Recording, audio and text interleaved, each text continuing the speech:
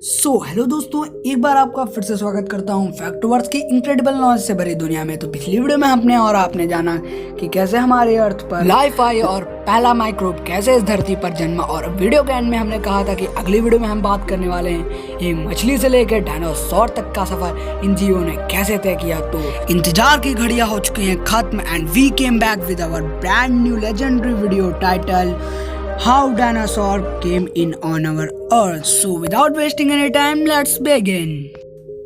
आज हमारे धरती पर सिर्फ और सिर्फ इंसानों का राज चलता है। हर एक पशु पर इंसान का काबू है, भले वो उन पशुओं से ज्यादा बलिष्ठ ना हो, पर उसकी बुद्धिमत्ता से उसने हर पशुओं पे अपना काबू कर लिया। यहाँ तक कि हर एक चीज पे उसका काबू है। पर जब मनुष्य इस धरती पे एग्जिस्ट नहीं करता था, तब भी कुछ ऐसे जीव थे जो इस धरती पे राज करते थे। वे थे खूंखार और डेंजरस डायनासोर्स। पर क्या आप जानते हैं ये डायनासोर कैसे आए? ये डायनासोर हमेशा से ही खूंखार नहीं थे। इन डायनासोर का फर्स्ट फॉर्म था एक मछली के तौर पे।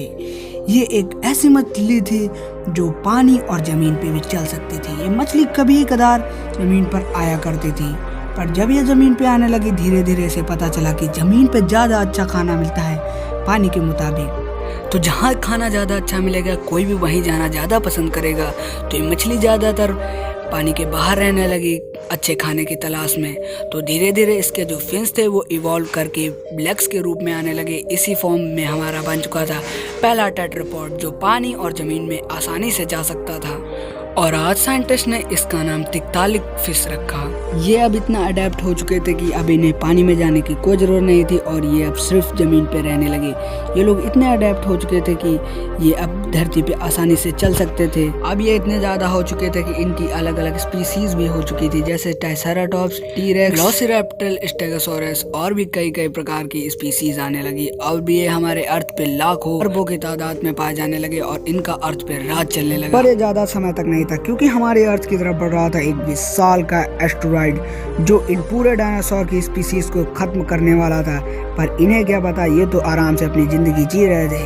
पर हमारी पृथ्वी की तरफ 15 किलोमीटर से भी ज्यादा बड़ा एक दैत्याकार आकार का एस्टेरॉइड चला आ रहा था। जैसे ही उसने पृथ्वी के एटमॉस्फेयर में एंटर किया, उसमें आग लग गई और उसकी चमक इतनी तेज थी कि 800 किलोमीटर तक जो भी जीव ने उसे देखा वो अंधे हो चुके थे।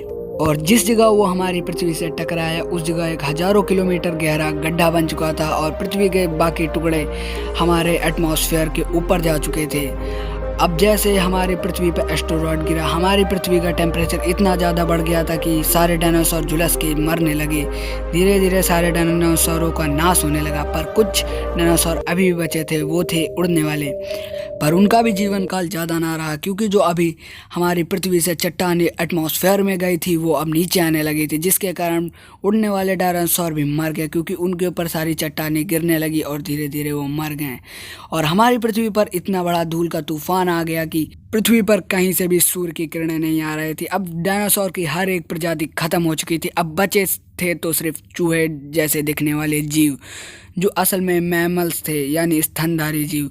और असल मायने में यही हम लोगों के पूर्वज थे। रुको, मैं ये अभी क्यों बता रहा हूँ, इसको मैं अगले वीडियो में कवर अप करूँगा। हम यानी मनुष्य इस धरती पे कैसे आए। तो आज के लिए बस इतना ही, मिलते हैं आपको नेक्स्ट वीडियो में।